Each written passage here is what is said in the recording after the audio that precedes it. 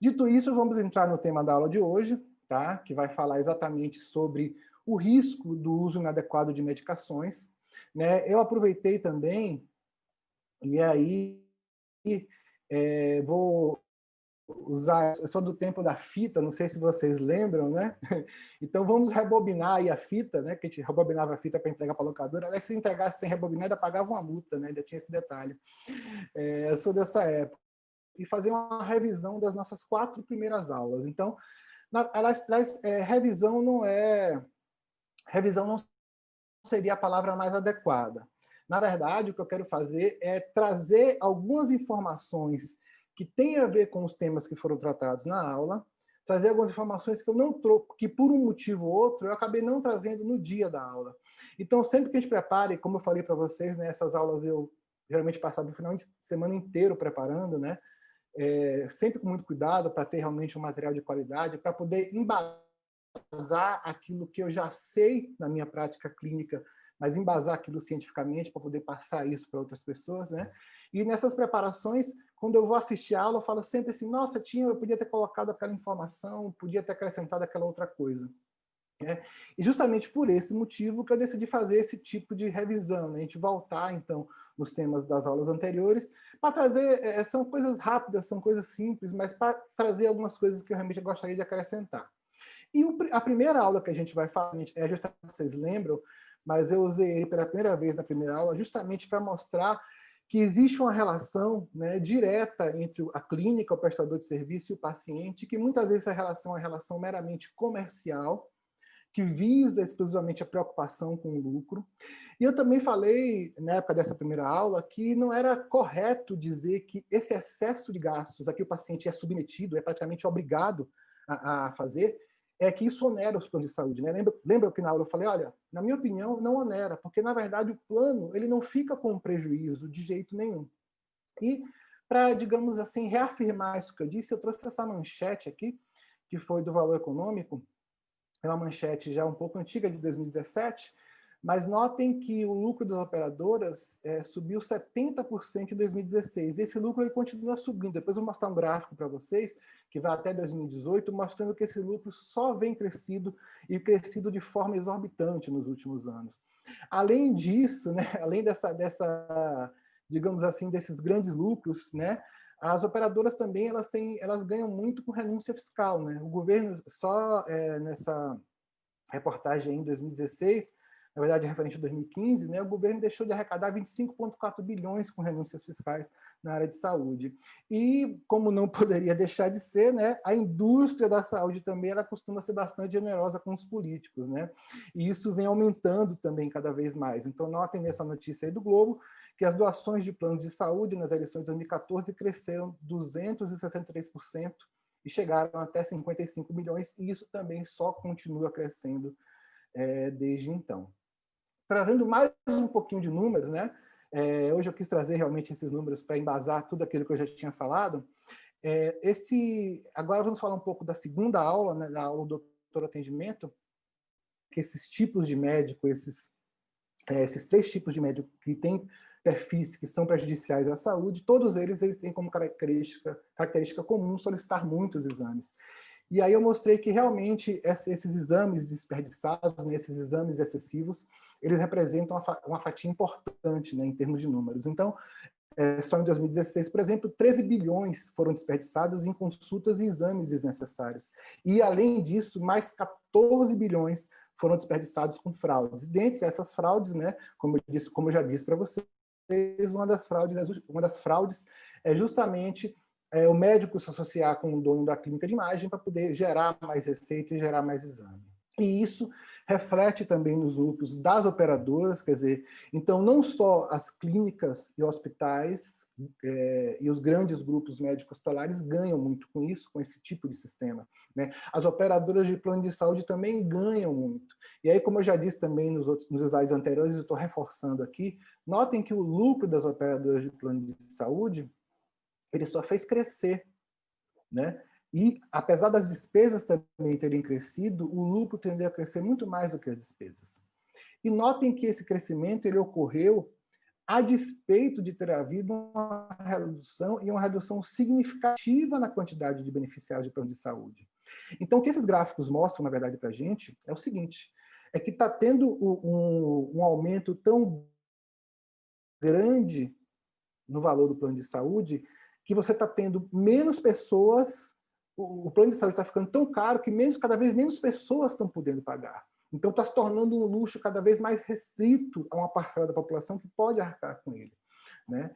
Então, notem que realmente, olha, só de 2014 a 2018, quer dizer, em 4 anos, os planos de saúde perderam 3 milhões de usuários, isso no Brasil inteiro, o que é um número muito significativo. E o que a gente está vendo agora, na verdade, no momento, notem esse pequeno aumento que houve aqui, ó, de 2017 para 2018, é um crescimento de planos de saúde de qualidade extremamente inferior, que muitas vezes não assistem o paciente como um todo. É um paciente que muitas vezes tem um plano de saúde que ele paga mais barato, mas quando ele precisa de um atendimento médico de verdade, por uma questão mais séria, ele tem que procurar o SUS. Esse tipo de plano é o pior plano possível, é o pior plano que pode ir, porque ele não resolve de jeito nenhum o problema do paciente e ainda por cima sobrecarrega o SUS. Então notem que está havendo realmente essa concentração, essa proliferação de planos de qualidade inferior e a indústria ela não para de lucrar. A indústria da medicina ela tem lucrado cada vez mais. E o pessoal fala também, tem o hábito de dizer, olha, o Brasil gasta muito dinheiro com saúde pública, nossa saúde poderia ser privada, mas na verdade, se vocês olharem por esse gráfico que está aí, é um gráfico inclusive do Banco Mundial, o Brasil é um país que investe relativamente pouco em saúde. Apenas 6,8% das despesas do nosso governo é com saúde pública, contra quase 16% na França, 17,3% na Austrália, quase 19% no Canadá e na Suécia. Então, notem, o Brasil é um país que precisa investir muito mais em saúde pública do que tem investido. Não só pelo fato de que a saúde pública resolveria boa parte dessas questões que a gente está falando aqui, né? Como também porque o que se investe, uma boa saúde pública, uma saúde pública de qualidade, obrigatoriamente forçaria o sistema privado a ser muito melhor. Porque existe, na verdade, isso, mais uma vez falando, é a minha opinião, que existe no Brasil, a gente tem muitas vezes a impressão de que o SUS ele é feito para ser ruim, feito para ser muito ruim. Por quê? Porque o paciente, uma vez que ele veja que o SUS não presta, que ele não pode de jeito nenhum contar com o SUS, ele vai aceitar qualquer coisa. E aí acaba aceitando esses planos de saúde que nós temos aqui, que infelizmente são planos de péssima qualidade. Não só pelo valor excessivo que a gente paga, como pela qualidade da assistência médica que é prestada, que é muito ruim e tem piorado cada vez mais, né? Então, na verdade, o meu entendimento, eu acho que essa coisa do SUS ser tão ruim chega a ser proposital mesmo, né?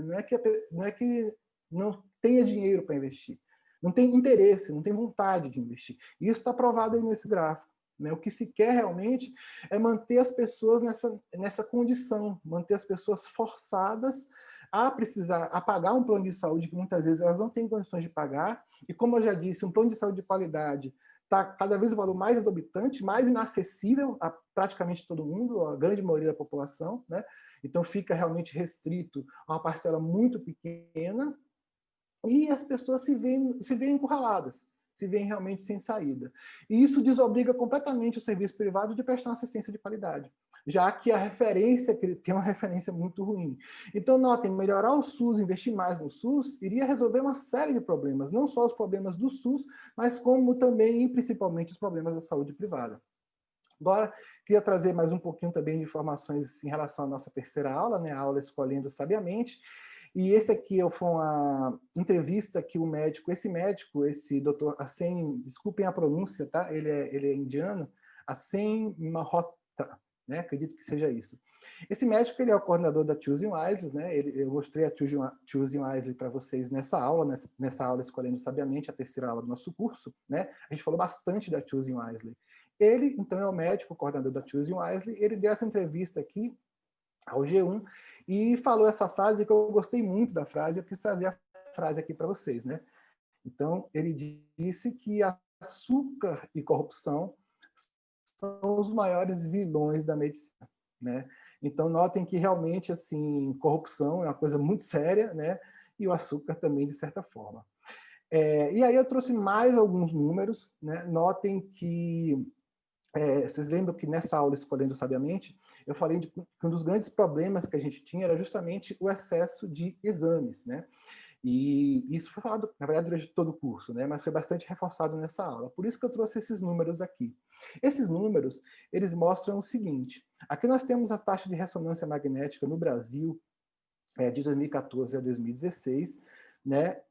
Tanto a taxa total, tá? Isso no serviço privado de saúde, como a taxa por 1.000 beneficiários, né? Então, notem como essa quantidade de exames cresceu de forma exorbitante nesses 3 anos, e quando comparado a quantidade de ressonâncias magnéticas por 1.000 beneficiários, o Brasil, ele, na verdade, está com uma taxa 3 vezes superior à média dos países membros da OCDE. Então, notem que a gente faz, em média, 3 vezes mais, o triplo de ressonâncias do que a média dos países membros da OCDE, que estão entre eles Estados Unidos, França, Canadá, enfim, boa parte da Europa, né? Então, notem que realmente tem alguma coisa estranha, tem alguma coisa errada, né? Em relação à tomografia computadorizada, a mesma coisa. Notem que a gente teve um aumento também significativo na quantidade total de exames, que também se refletiu no aumento por 1.000 beneficiários, e não, a diferença aqui não é tão grande, mas notem, a nossa média está em torno de 135, o que está bem acima, né, quase 20% aí, acima da média dos países membros da OCDE. Então, notem também que estamos acima disso. Então, o Brasil, na verdade, ele é o campeão do mundo em ressonância magnética. São feitas em torno, em média, de 130 ressonâncias para cada 1.000 beneficiários, né? Isso, como eu já disse, é muito mais, é quase o triplo do que a gente vê nos países membros da média dos países membros da OCDE, nos dando esse recorde, digamos, um pouco incômodo, né? A gente pode não ter conquistado o Hexa, mas pelo menos a gente tem esse título aí. E aí eu me questiono com vocês, quer dizer, a gente sabe que isso é no serviço privado, né? E o serviço privado, ele atinge apenas 20% da população, né? Então, se esse exagero de exames, e fica claro que é um exagero, porque se isso refletisse na nossa saúde, então nossa ciência de saúde seria a melhor do mundo no serviço privado. E a gente sabe muito bem que não é. Não é por quantidade de exames que a gente sabe se um serviço é bom ou ruim, né? Não tem nada a ver, na verdade, com a quantidade de exames, e essa estatística prova isso, né? A gente precisava realmente rever esses números, porque o que está vindo aqui realmente é o único intuito de se ganhar dinheiro. Vocês devem ter ideia, né? Mas a ressonância é um exame caríssimo, é um exame que custa, em média, acima de R$1.000 cada segmento do corpo.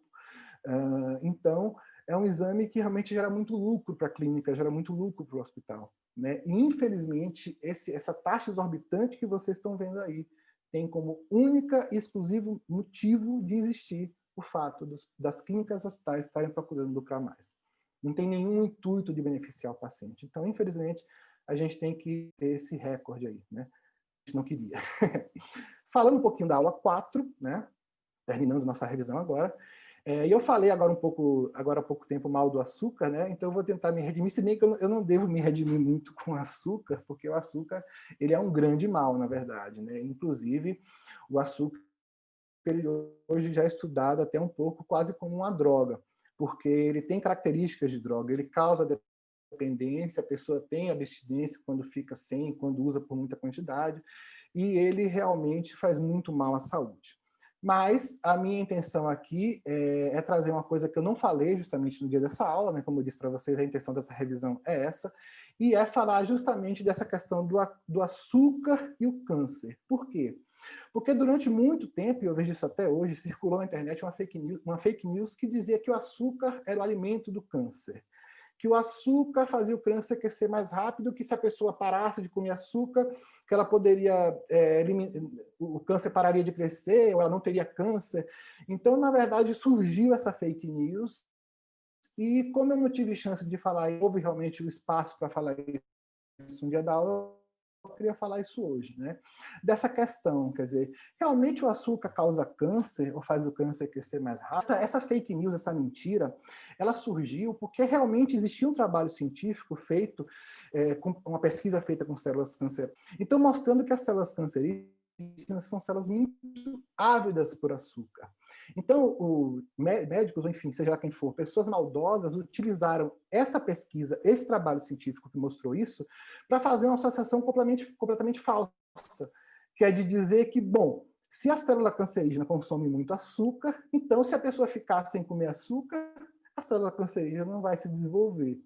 E isso é um raciocínio completamente falso, completamente maldoso, né, com o único intuito realmente de gerar notícia, de gerar fake news, de gerar dinheiro, porque o que acontece é o seguinte, na verdade, a gente não teria como ficar com açúcar baixo no sangue, nem se a gente parasse completamente de comer açúcar. Isso porque nosso corpo ele tem um sistema extremamente sofisticado que visa manter a normalidade do nível de açúcar no sangue a despeito de qualquer coisa. Ainda que a gente pare completamente de comer açúcar, o nosso organismo vai sintetizar açúcar para poder manter nossos níveis de açúcar normais. E vocês sabem por que existe isso? Porque existe uma outra célula, que não é a célula tumoral, que também é muito ávida, ela adora açúcar, ela consome açúcar numa quantidade extremamente rápida, e muito mais açúcar do que qualquer outra célula do corpo. Essas células são os nossos neurônios. Eles dependem exclusivamente de açúcar para viver. E se fosse possível a gente tirar o açúcar da célula cancerígena, o nosso neurônio morreria muito antes da nossa célula cancerígena. Então, por isso que eu falei para vocês que essa afirmação é uma afirmação completamente falsa, né? É uma fake news mesmo das brabas e que não faz nenhum sentido. E foi usada, notem que as fake news costumam ter isso, né? As fake news elas costumam ter alguma coisa verdadeira e aí, a partir dessa coisa verdadeira, a pessoa cria um raciocínio completamente falso para se aproveitar daquilo.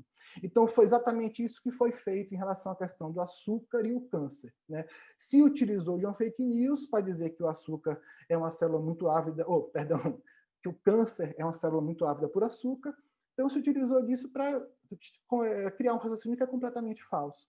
Agora, vejam bem, o açúcar não causa câncer diretamente, mas o açúcar causa câncer, além do açúcar ser, como eu falei para vocês, quase que uma droga, né? Ele causa câncer indiretamente, porque o açúcar está muito ligado à obesidade. E a obesidade está diretamente ligada ao câncer, né? Acredita-se que seja por fatores inflamatórios que são relacionados a pessoas que têm obesidade e que isso facilite o aparecimento de cânceres. Então, notem, apesar de diretamente a notícia ser falsa, indiretamente ela é verdadeira. O que é o ruim dessa notícia é porque cria nas pessoas uma ideia completamente falsa, que é a ideia de que se elas pararem de comer açúcar, elas não vão ter câncer, e não é assim. Né? Não é só isso, não depende só disso. Né? E essa notícia foi desmentida, inclusive, pelo site do Hospital Sírio-Libanês, né? Na época, e também foi desmentida por um checador de fake news da Folha de São Paulo, né? Que realmente o açúcar não causa câncer. E agora, finalmente, vamos entrar no tema da aula de hoje. Né? Finalmente, vamos falar um pouquinho dos medicamentos, dos remédios. E realmente eu não pretendo me alongar muito, a ideia é que a aula de hoje não seja extremamente longa, até porque a última aula, né, a aula anterior, ela foi uma aula bastante pesada, bastante longa, em que a gente tratou realmente de temas muito sérios, então ela teve até um certo peso maior, né?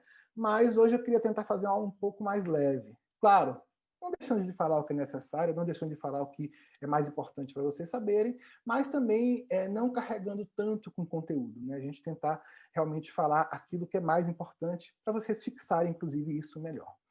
E uma coisa que eu queria realmente falar em relação a medicamento é que eu tenho muitas vezes a sensação que as pessoas têm a seguinte ideia de um remédio. Elas entendem que o único efeito de qualquer remédio é o efeito terapêutico. Eu vou contar uma história aqui, que é uma história que eu tenho um hábito, assim, vai servir para ilustrar muito bem o que eu estou falando para vocês. Né? Eu tenho um hábito de ouvir a Rádio Band News, né? É uma rádio que eu gosto, traz notícias e tal, então eu estou sempre ouvindo. E uma vez eu a rádio um dia e a repórter, né, uma das apresentadoras da rádio, ela começou a falar que ela estava um pouco rouca. E aí ela contou a história, eu vou contar para vocês a história que ela contou na rádio, para vocês terem ideia de como as pessoas realmente têm uma ideia completamente errada do que é remédio. Ela falou que estava um pouco rouca, foi bem na época do auge da Covid. Ela foi ao médico suspeitando de Covid, fez o teste para Covid, o teste deu negativo, mas mesmo dando negativo, O médico passou um coquetel de remédios para ela não falou que era o coquetel, também não quero entrar aqui no mérito, porque não importa o que era, tá? Porque nada funciona, a gente sabe disso, na fase inicial. Então, passou um coquetel de remédios para ela, disse para ela ir tomando aqueles remédios, porque provavelmente não era Covid, mas vai que fosse, né? Então, ela já estava tomando um coquetel ali para prevenir, incluindo antibióticos e outros remédios, né? Realmente se preocupando só com o efeito do remédio no problema que ela nem sabe se ela tem. Então as pessoas têm ideia, eu cheguei realmente à conclusão que as pessoas acham que os remédios, que os medicamentos são pequenos robozinhos, e quando entram no nosso organismo, eles vão direto. Então, por exemplo, a gente toma um antibiótico, aí lá dentro o antibiótico vira um robozinho que vai lá onde está a infecção e age naquele ponto da infecção. Ou então, se é um remédio para dor, por exemplo, está com dor de cabeça, então você engole o remédio e vem um robozinho aqui dentro, vai lá onde está doendo a cabeça e age. Não é, né? Toda vez que a gente toma um remédio para uma dor de cabeça, ele vai fazer efeito no dedo do pé. Se a gente toma um remédio para uma dor, enfim, um antibiótico para uma infecção de garganta, ele vai agir nas bactérias do nosso intestino. E por aí vai. Então, na verdade, eu vejo muito que as pessoas têm exatamente essa ideia que está aí, sabe? Que o remédio, se não fizer bem, mal não faz. Mas, na verdade, as pessoas não tinham que ter essa ideia. E se eu conseguir que vocês passem a ter esse tipo de ideia em relação a todos os remédios que vocês tomarem a partir de hoje, é só isso que eu quero de vocês. Então, se vocês entenderem, para todo remédio que vocês forem tomar, desde um simples Tilenol até o mais potente antibiótico, desde um remédio para câncer até, enfim, remédio para dor de cabeça, entender que necessariamente todo remédio faz mal. Todo remédio faz mal. O que a gente tem que ver é o seguinte: será que ele também faz bem? Mal, a gente sabe que ele vai fazer. Então, a decisão de tomar um remédio, inclusive o médico, teoricamente falando, tá? Teoricamente falando, todo médico, ele faz exatamente esse pensamento na hora de te dar um remédio. Ele sabe que o remédio vai fazer mal. Mas ele está contando que o bem que o remédio vai fazer vai compensar aquele mal que o remédio vai fazer e ainda vai tratar a doença do paciente. Então, teoricamente, toda vez que o médico passa um remédio para você, ele raciocinou tudo isso dentro da cabeça dele. A gente sabe que na prática isso não acontece, e a prova viva disso é esse caso que eu contei para vocês dessa jornalista da Band News, né? O médico dela, que eu não sei, nem quero saber, que na verdade a distância dele, ele pensou, bom, não vai fazer mal para ela, eu vou entupir ela de remédio, ela é saudável, ela é jovem, e não é bem assim que a coisa funciona, né?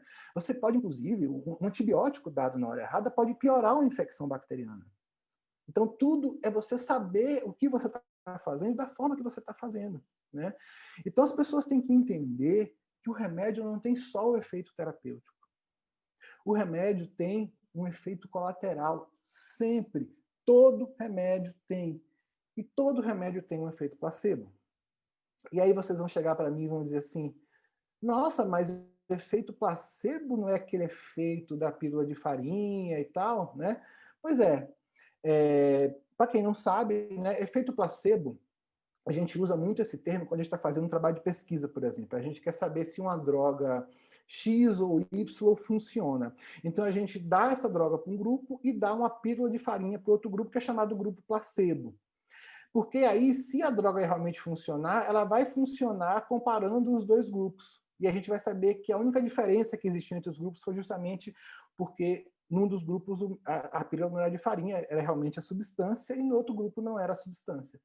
Então, você tornando os dois grupos o mais iguais possíveis, deixando a única diferença entre esses dois, o fato de o paciente tomar a substância e no outro ele tomar o placebo, né, você consegue verificar a eficácia de um remédio. Mas notem, todo remédio, ainda que ele seja cientificamente comprovado, ele tem também um efeito placebo. Faz parte dele o efeito placebo. Então, notem como todo remédio, o fato do paciente acreditar no remédio influencia no resultado do remédio. E uma prova de que isso é verdade é o fato de existir o efeito placebo. Só para vocês terem uma ideia de como isso realmente existe, né, eu vou mostrar aqui para vocês um gráfico que isso está na bula do Viagra, tá? E eu trouxe como exemplo o Viagra porque é um exemplo relativamente fácil de entender, mas é apenas ilustrativo. Notem que quando o Viagra foi pesquisado para ser utilizado com o intuito de curar a impotência sexual, né, ele foi comparado com um placebo, né? E aí foram feitos 4 grupos de estudo, né? Um grupo com placebo, um grupo com Viagra 25 miligramas, um grupo com o dobro da dose e um grupo com o quádruplo da dose. E notem que realmente o Viagra funciona porque os pacientes que tomaram Viagra, a porcentagem dos que melhoraram foi muito grande. Mas eu quero chamar a atenção para esse número aqui. Notem que 24% dos pacientes que tomaram pílula de farinha se curaram da impotência. 1/4 dos pacientes melhoraram tomando pílula de farinha. Notem a importância do efeito placebo. Isso existe, claro, existe mais com alguns remédios, menos com outros. Com um remédio como o Viagra tende a existir mais, mas isso existe para todos os remédios que existem. Do antibiótico à vitamina, sabe? E é por isso que muitas terapias funcionam, terapias que não têm comprovação científica, e aqui o intuito não é criticar, mas muitas terapias que não têm comprovação científica funcionam por causa do efeito placebo. E esse efeito placebo ele não deve ser desprezado, porque ele existe e ele é real, entendeu? E ele faz parte de todo o remédio. Então, quando a gente toma um Tilenol para dor de cabeça, por exemplo, a gente melhora porque o Tilenol realmente age na dor, mas a gente também melhora porque a gente está acreditando que a gente vai melhorar. E isso é real, isso é verdadeiro, isso existe. E isso não pode ser desprezado, né? E aí, qual é a vantagem, então, de um placebo? É porque o placebo, ele, como vocês viram, ele melhorou até 1/4 dos pacientes com impotência, mas nenhum dos pacientes que teve placebo teve qualquer efeito colateral. Esse quadro que eu coloquei agora não é para vocês lerem, não, é só para ilustrar mesmo, né? São os efeitos colaterais de quem não tomou o placebo. Então, notem, quem tomou a substância química teve muito mais efeito do que quem tomou o placebo, mas também teve muitos efeitos colaterais. E é desses efeitos colaterais que eu quero realmente focar a nossa aula de hoje. E para ilustrar, mais uma vez também, eu vou contar 2 histórias de 2 remédios. Notem, meu intuito aqui não é denegrir a imagem do jogo, advertir vocês do remédio. Na verdade, meu intuito é trazer exemplos de como funciona a indústria do medicamento para vocês verem que realmente não dá para confiar muito nela, tá? A gente tem que confiar, talvez um pouco desconfiando. E para exemplificar isso, eu trouxe realmente 2 remédios que eu quero comentar com vocês sobre eles. O primeiro é o Vioxx. Eu vou contar essa história do Vioxx, é uma história muito interessante, porque o primeiro contato que eu tive com o Vioxx, não sei se vocês lembram que na primeira aula eu falei que eu recebia visita de representantes, né? Nessa época eu trabalhava como médico de família, então eu trabalhava prescrevendo. Hoje eu não trabalho prescrevendo, eu trabalho apenas fazendo exames, mas naquela época eu prescrevia. E o Vioxx foi lançado exatamente nesse período. E eu lembro que existia uma mídia, uma propaganda muito forte em cima do Vioxx. Os representantes chegavam com caixas e mais caixas de amostra grátis. Era um remédio muito caro na época, eu lembro que ele custava mais de R$100, isso há 20 anos atrás, então hoje seria talvez mais de R$500, 400, R$500, em valores de hoje, não sei precisar com exatidão, mas ele era um remédio muito caro, e os representantes despejavam as amostras porque queriam que realmente a gente distribuísse e estimulasse as pessoas a usarem o Vioxx. E eu lembro que realmente o laboratório ele investiu muito pesado na mídia desse medicamento. E só para exemplificar isso para vocês, eu trouxe aqui um exemplar do jornal do SBOT, né, o Jornal da Sociedade Brasileira de Ortopedia e Traumatologia. Esse jornal, ele é, se eu não me engano, vamos ver aqui a data, ele é de julho de 2004, foi exatamente nessa época que eu recebi as visitas dos representantes falando do Vioxx, né? E esse jornal, ele traz, tanto no meio do jornal, um anúncio muito grande do Vioxx, como no final do jornal, um outro anúncio bem grande também. Então, notem que realmente a mídia era pesada. Eu lembro que eu frequentava alguns congressos e, assim, existia do que vocês imaginarem com o nome Vioxx, de necessaire, bolsinha para guardar coisa, caneta, e eles davam brindes, traziam panfletos, folders enormes. Então, assim, realmente existiu uma campanha publicitária muito forte com esse medicamento. E aí eu vou contar a história do que aconteceu com esse medicamento para vocês, né? E para contar essa história, eu trouxe aqui Eu sei que a letra não está muito grande, não é o ideal, né? Mas eu vou ler para vocês, na verdade, o que o Wikipedia fala do rofecoxib, que é o nome da substância do Vioxx, né? Ele fala assim, ó, rofecoxib é um medicamento anti-inflamatório não esteroide retirado de circulação em 2004, notem, no mesmo ano que ele fez esse anúncio aí nesse jornal de ortopedia, após comprovada associação com problemas de saúde. Aprovado nos Estados Unidos pelo FDA em maio de 99, ele foi lançado no mesmo ano sob denominação comercial de Vioxx. Chegou a ser considerado um dos remédios mais eficazes contra a artrite e pretendia combater a dor sem os efeitos colaterais conhecidos dos outros anti-inflamatórios, entre eles úlceras e sangramentos gastrointestinais. Em muito pouco tempo, esse remédio maravilhoso passou a ser receitado para vários tipos de dor e entre 99 e 2004 alcançou nada mais, nada menos que 84 milhões de usuários no mundo inteiro. Eu vou repetir o valor, 84 milhões de usuários entre 99 e 2004. Em alguns países, inclusive o Brasil, o Vioxx liderou a lista dos anti-inflamatórios mais vendidos, ainda que seja extremamente caro, hein? E somente no ano de 2003, as vendas do medicamento somaram o equivalente a 2,5 bilhões de dólares em todo o mundo. Pois é, uma história linda, maravilhosa, de um medicamento prático, né? E que, em 2004, um estudo da fabricante, da mesma fabricante, né? Realmente, eles não tinham percebido isso antes. Que descuido, que falha, né? Não perceberam esse detalhezinho. Apontou que o consumo diário de 25 miligramas do remédio por 18 meses consecutivos dobraria os riscos de infarto e derrame. E em setembro daquele mesmo ano, o medicamento foi retirado do mercado por ter sido atribuído a milhares e milhares de mortes em idosos. Hoje, vocês não compram Vioxx, porque ele foi realmente retirado. No dia em que a Merck determinou a retirada do medicamento do mercado, as ações do laboratório caíram 27%. E somente em 2007, a Merck pagou 4,85 bilhões de dólares em indenizações relacionadas a 50 mil processos judiciais contra eles, por causa exclusivamente do Vioxx. Notem que ele pagou 4,85 de indenização, né? Mas ele rendeu, em um ano, 2,5 bilhões. Se vocês fizerem a conta, eles passaram 4 anos no mercado, então ele rendeu em torno de 10 bilhões. Pagou quase 5 de indenização, tá? Sobrou aí mais de 5 bilhões. Essa é a notícia de um jornal, né, o Época, né? Então, 25 de janeiro de 2005, um jornal português, falando realmente que o Vioxx pode ter causado entre 88 mil e 140 mil casos de problemas cardíacos graves só nos Estados Unidos, muitos desses com resultado em morte. Essa pesquisa foi publicada pelo The Lancet, né? Então, realmente é uma pesquisa comprovada. E notem só esse caso desse homem que recebeu 51 milhões de dólares, só um único paciente, indenização do Vioxx por ter sido realmente lesado, muito lesado pelo medicamento. Então, notem, esse remédio ele foi lançado com toda a pompa e circunstância que vocês viram. Ele foi rapidamente caiu no mercado, rapidamente ele foi prescrito por todo mundo, rapidamente todo mundo usou, e aí ele era um remédio tão nocivo à saúde que teve que ser retirado do mercado. Então, quando eu falo que vocês têm que ter cuidado com todo e qualquer remédio, é porque isso pode acontecer com qualquer remédio. E muitas vezes é porque a empresa ela investe muito no medicamento e ela não quer perder esse dinheiro, sabe?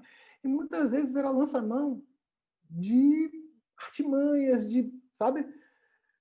Enfim, coisas que vocês sabem do que eu estou falando, né? Coisas não, digamos assim, tão corretas, acabam fraudando resultados, por exemplo, de pesquisas, mudando um númerozinho aqui, outro númerozinho ali, para poder fazer com que uma coisa que, por exemplo, um remédio que talvez não pudesse ser colocado no mercado, mas que teve um investimento pesado de dinheiro, como no caso desse Vioxx, por exemplo.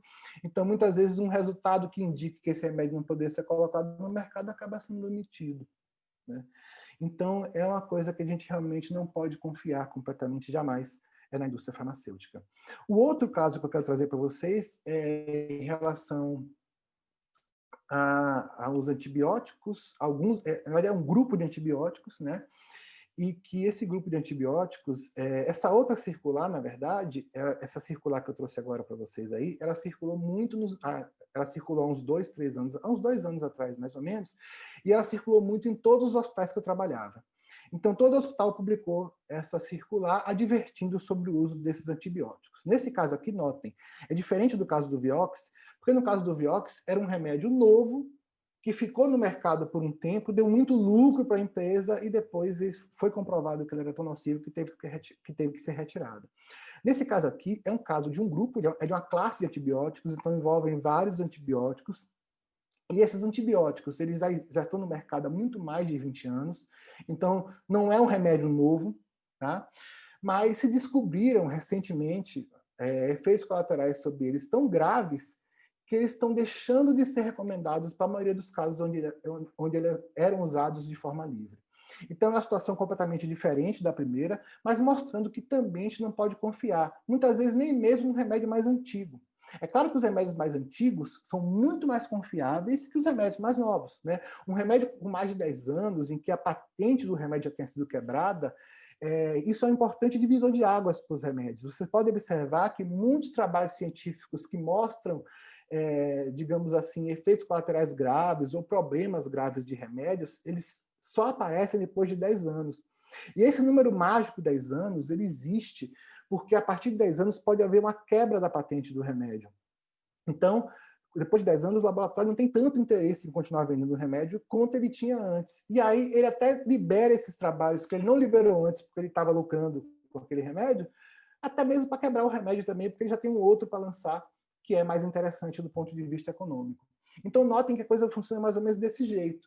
Então, remédios mais antigos realmente são muito mais confiáveis por esse motivo, porque foram muito mais testados e um remédio que já teve quebra de patente, como é que vocês sabem que um remédio teve quebra de patente? Isso é muito fácil de vocês saberem. Todo remédio que tem genérico ou similar é um remédio que já teve quebra de patente. Quando só existe um remédio daquela marca, e daquela marca, é porque aquele remédio não teve quebra de patente, tá? Então, isso é o que diferencia um do outro. Então, óbvio que os remédios que já tiveram quebra de patente são muito mais confiáveis, porque, digamos assim, o laboratório já não tem tanto interesse de esconder os podres deles. E aí acaba liberando. Mas mesmo remédios assim mais antigos não são totalmente confiáveis. E é isso que eu quero mostrar e provar aqui para vocês com esse comunicado que circulou há mais ou menos uns 2 anos atrás, em todos os hospitais que eu trabalhava, e deve provavelmente ter circulado em todos os hospitais do Brasil. O comunicado dizia o seguinte: senhores médicos, né, tendo em vista o documento recente da European Medicine Agency, então notem, eles só decidiram tomar conduta porque houve um documento oficial da Agência Europeia de Medicina, né? Ainda a ser endossado pela Comissão Europeia, e os sucessivos alertas do FDA, 2008, 2011, 2013, 2016 e 2018, então notem que desde 2008 esses alertas já eram emitidos, quanto aos riscos de efeitos colaterais, quanto ao uso das quinolonas, fluorquinolonas. Então, o que é que eles determinaram? Que as quinolonas não devem ser mais utilizadas, e as fluorquinolonas, e aí tem ciprofloxacino, que é muito famoso, muito utilizado, nome comercial Cipro, vários nomes comerciais, levofloxacino, nome comercial Levoquin, Tavanic, tem também vários outros nomes comerciais. Olha, isso aqui eu vi ser usado quase como água para infecção urinária, quase como água. Moxifloxacino, norfloxacino também muito utilizado, e ofloxacino. Desses 5, os mais utilizados é o ciprofloxacino, o levofloxacino e o norfloxacino. E eu vi o pessoal utilizar muito isso para infecção urinária em criança, para infecção urinária em adulto, infecção urinária simples, entendeu? Usado, como eu disse para vocês, praticamente como água, esse tipo de remédio. Então, a determinação, essa circular, ela determinava o seguinte: esses remédios não devem mais ser utilizados em profilaxia de diarreia, profilaxia de infecção do trato urinário, sinusite aguda, bronquite crônica exacerbada e infecções não complicadas do trato urinário. Então, deixou de ser recomendada para infecção urinária, exceto na inexistência de algum outro alternativo. Esses antibióticos só continuam sendo recomendados para casos extremamente graves, e o motivo disso é o seguinte: todo paciente que usar esse antibiótico, ele tem que ser informado quanto aos efeitos colaterais potenciais. Tendinite. Agora, alguém pode imaginar que antibiótico dá tendinite? Ruptura de tendão, hipoglicemia, alterações neurológicas e do sistema nervoso central, alguns dos quais esses efeitos colaterais podem se manifestar até meses após a suspensão do uso do antibiótico. E a informação é particularmente importante se tratando de pacientes idosos diabéticos ou em uso de corticosteroides. Notem que os médicos adoram passar antibióticos junto com corticoide. Adoram. Essa conduta foi aprovada pela Sociedade Brasileira de Infectologia, e aí eles reforçam que essa conduta tem que realmente ser estimulada e ser adotada, porque um outro fator agravante é que esses tipos de antibióticos, eles dão uma forte indução de resistência de enterocolite causada por uma bactéria chamada Clostridium difficile, que é uma bactéria multiresistente, considerada uma superbactéria, uma bactéria que comete principalmente pacientes de UTI, e aí essa resistência está muito associada a esse tipo de antibiótico. Então, notem como um remédio que, como eu disse para vocês, estava sendo usado quase como água por todo mundo e para tudo, e a grande desculpa é porque era um remédio que era um antibiótico que bastava tomar uma vez por dia, então se falava-se muito na comodidade do antibiótico, né, apenas uma vez por dia. Então o paciente é ótimo, para o médico é ótimo, e vejam como chega a ser até um contrassenso, né? Do lado de cá, desse lado, eu trouxe justamente a circular que circulou nesse hospital. Do lado de cá é um relatório médico, isso que o médico mandou para mim, para poder eu saber o motivo do exame que ele estava solicitando, e eu achei interessante porque esse relatório médico, o paciente está em uso de um antibiótico desse, está em uso de Levoxin e Prednisolone associado com corticoide há 3 dias para tratamento de uma sinusite não complicada. Então, notem que apesar da circular existir e ela ter sido acessível a todos os médicos que trabalhavam nesse hospital, um dos médicos que trabalhou na emergência desse hospital parece que não leu a circular. Sem comentários, né?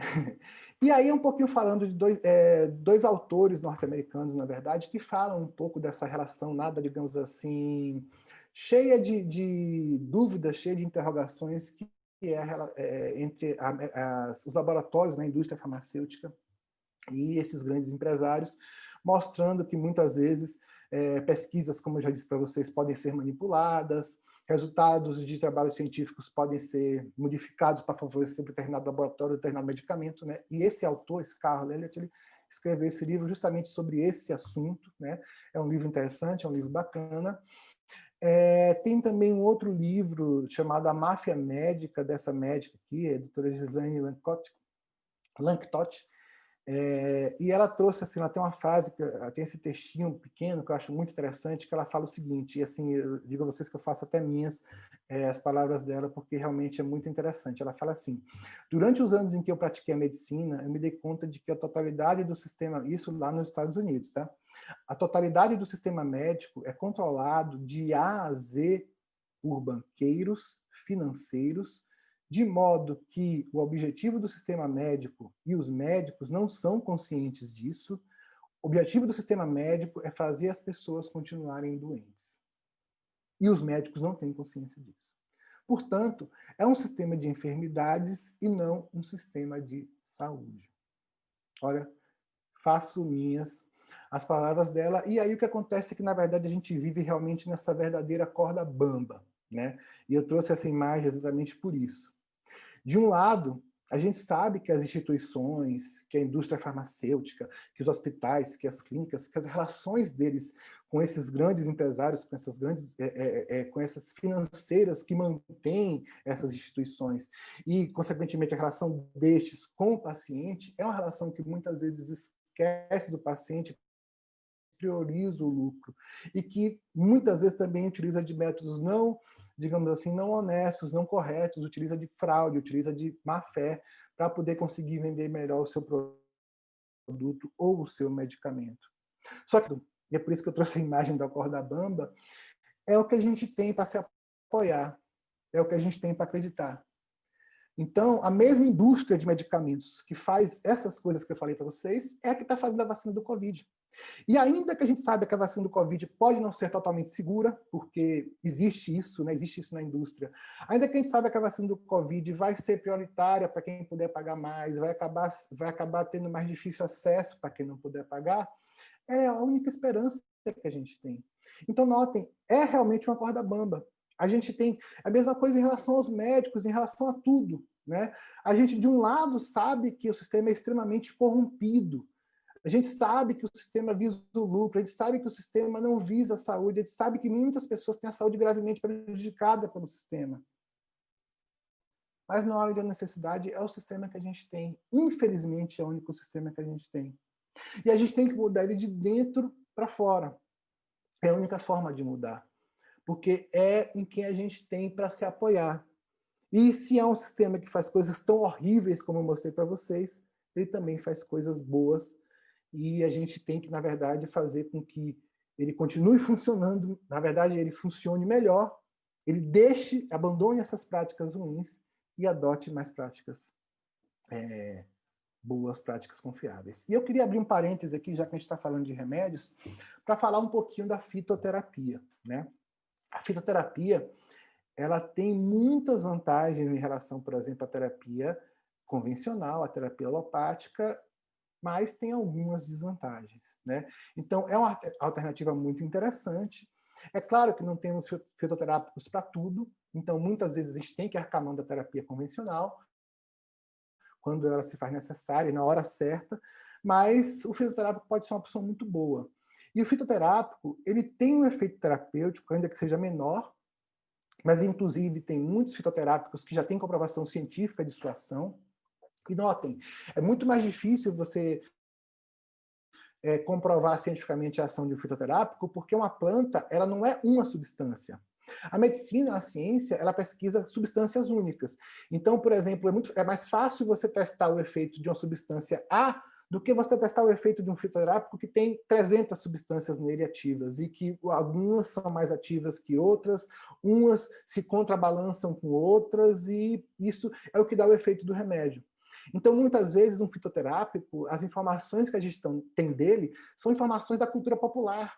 É muitas vezes uma planta que vem sendo utilizada há 200, 300, 400 anos, que já vem sendo utilizada, por exemplo, pelo pessoal do interior, pelo pessoal que lida diretamente com a terra, que conhece plantas.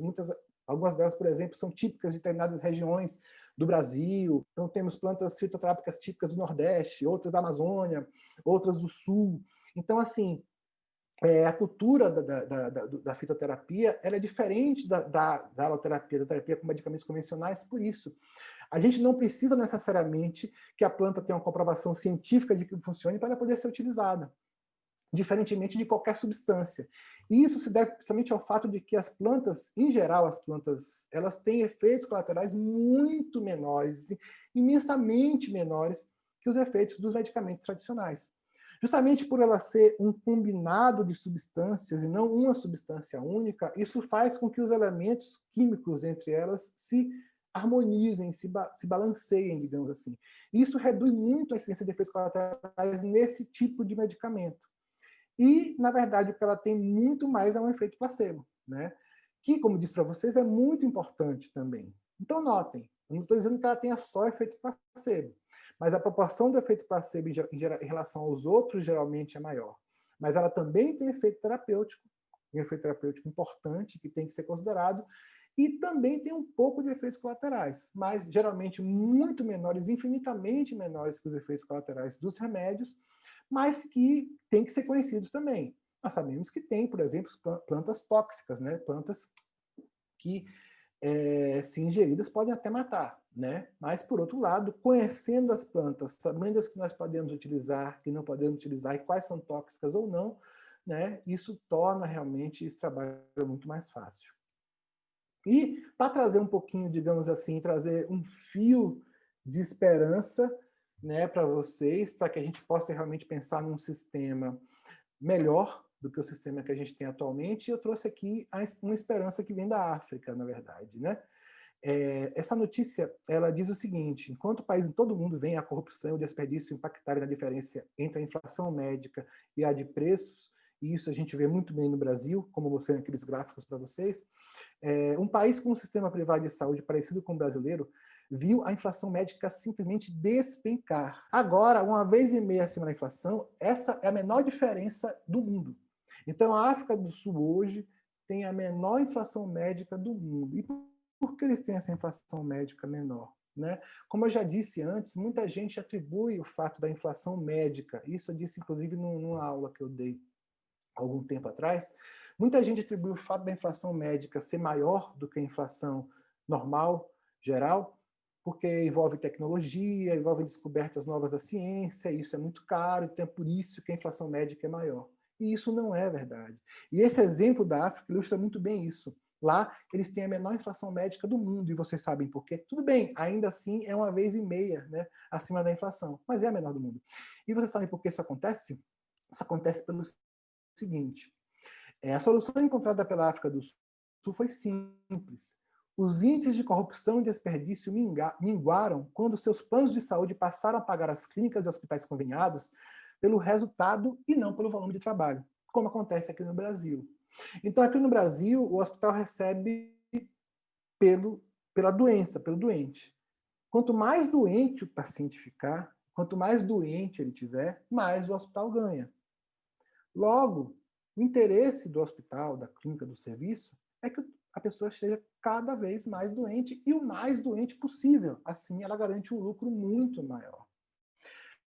Quando você começa a pagar pelo resultado, então, em vez de eu te pagar para fazer um exame, fazer uma cirurgia ou te passar um remédio, eu vou te pagar por ter te curado. Isso é completamente diferente, né? Então, deve ser implementado lá, as clínicas precisam provar que o paciente melhorou após o tratamento para receber, né? Então, notem, isso muda tudo. Porque aí o objetivo da clínica não é te encher de exame para você ter mais doença. O objetivo dele justamente é curar a sua doença, resolver o seu problema, te deixar com a saúde melhor. Então muda completamente o objetivo da clínica do hospital, né? Infelizmente, por aqui no Brasil, o hospital ainda é remunerado por demanda.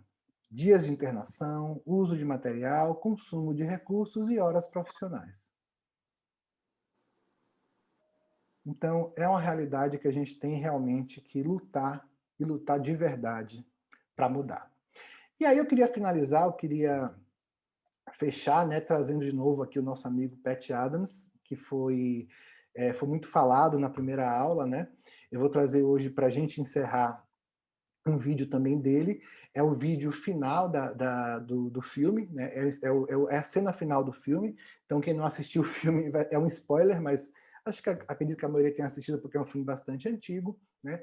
E antes da gente passar essa cena final do filme, que é uma cena que, notem, apesar da cena não ter a ver diretamente com a aula, tá? Com o tema de hoje, que seria medicamento, tem muito a ver com aquilo que eu acredito que deva ser essencial a um bom profissional, né? E o que é isso, né? O que é que eu realmente acredito que é essencial no bom profissional?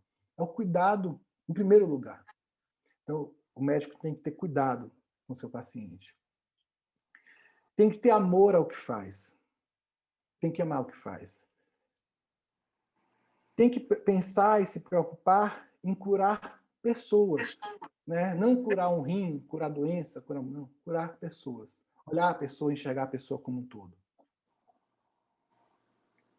E que não queira apenas lucrar, né? Porque se o único intuito dele for lucrar, realmente a sua saúde só vai ser prejudicada e nunca vai ser beneficiada.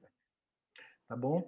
Então é isso realmente que eu acho que é. E aí essa cena, esse slide final não é baseado em evidências, tá? É baseado naquilo que eu realmente acho que um profissional tem que ter.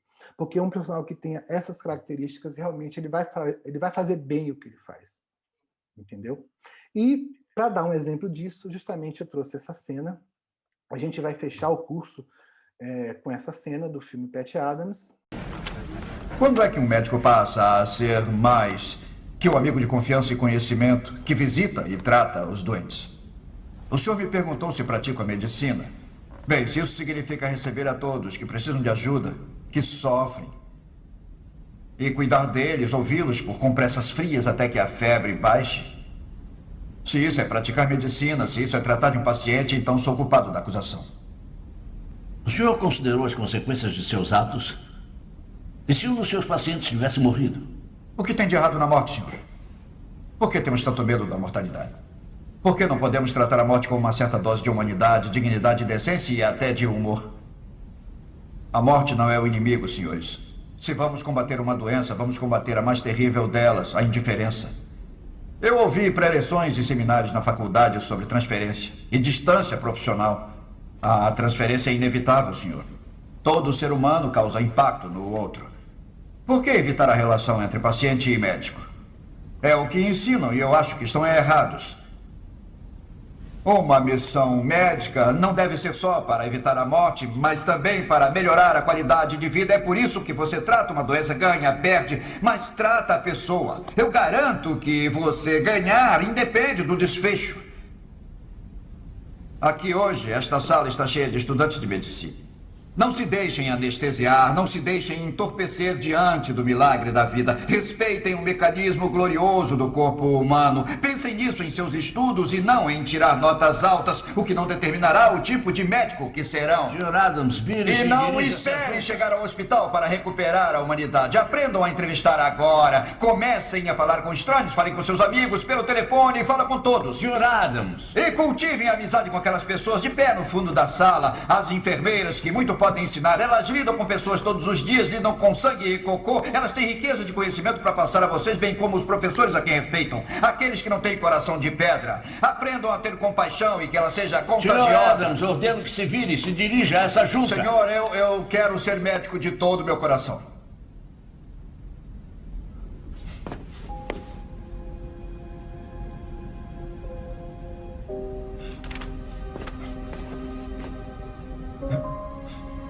Eu quis ser médico para ajudar o próximo. E por causa disso perdi tudo. Mas também ganhei tudo. Eu compartilhei das vidas de pacientes e do pessoal do hospital. Ri com eles e chorei com eles. E é a isso que eu quero dedicar a minha vida. E Deus é minha testemunha. Seja qual for a sua decisão, senhor, eu sei que me tornarei o melhor médico que esse mundo já viu. Agora vocês podem me impedir que eu me forme. Podem me impedir de receber o título e o jaleco.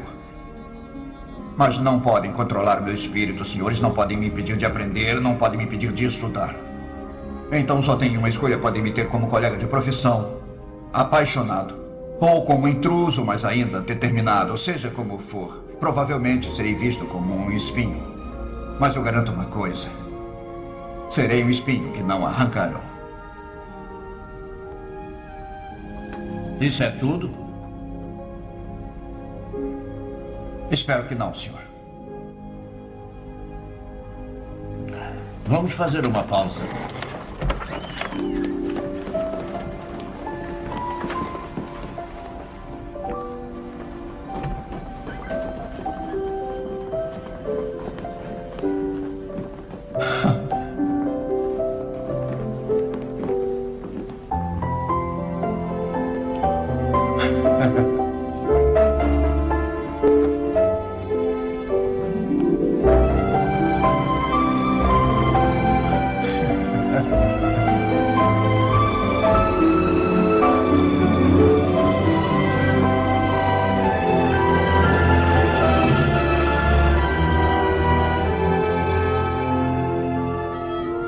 Obrigado.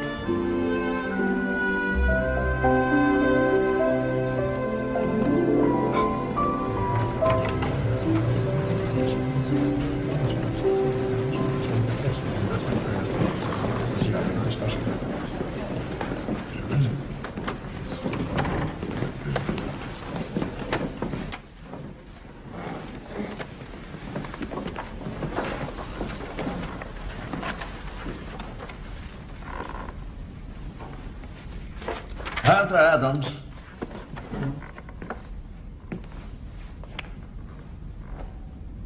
Os seus métodos não nos agradam. A sua aparência e sua conduta não refletem o que acreditamos ser necessário para ganhar a confiança e o respeito de um paciente. Você abertamente nos acusou de usar métodos consagrados que, durante anos, têm sido a base de toda a instituição médica. Contudo, não criticamos suas tentativas de melhorar a qualidade de vida ao seu redor. Não criticamos o seu desejo de ampliar os métodos e teorias médicas existentes. Nós louvamos o seu afeto pelo paciente. As suas notas estão entre as mais altas de sua turma, portanto, não haverá mérito da decisão de impedir que se forme na faculdade de medicina.